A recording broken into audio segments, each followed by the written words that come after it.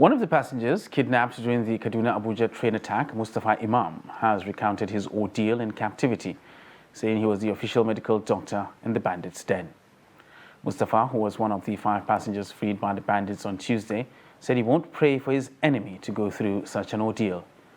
According to him, there was no medication in the camp, citing the case of a woman who had malaria but went into a coma because there was no medication to treat her.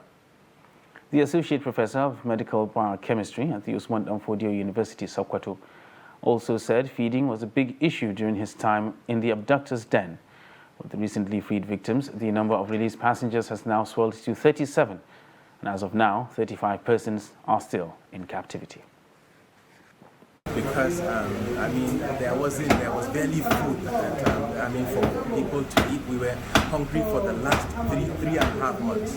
We were quite surprised in the last 2 weeks. They actually, they started bringing food stuff that we ate, and we were actually okay in the last 2 weeks. But then for the first 3.5 months, we were actually very, very, very hungry. And when I say very hungry, this is an understatement. There were days that we go, just eating once. We ate once on certain days. And just imagine there are children that are barely 1 year, a child that is barely 1 year old and a 90-year-old person feeding once a day.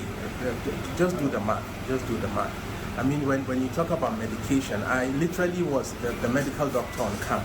I was treating the captives as well as the bandits, or I would say Boko Haram members. There wasn't medication. To be very frank with you, we heard on the radio somebody was claiming that they would bring medication whenever it was needed. There wasn't any medication on camp.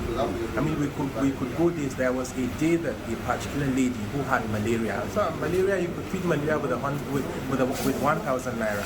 But this lady literally was going into coma because there wasn't medication for her. There wasn't medication for her malaria. So the situation is really, really terrible.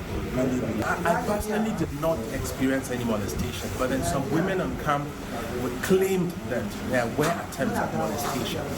But I personally did not experience this. And this happened in the first 1 to 2 weeks after we were held captive.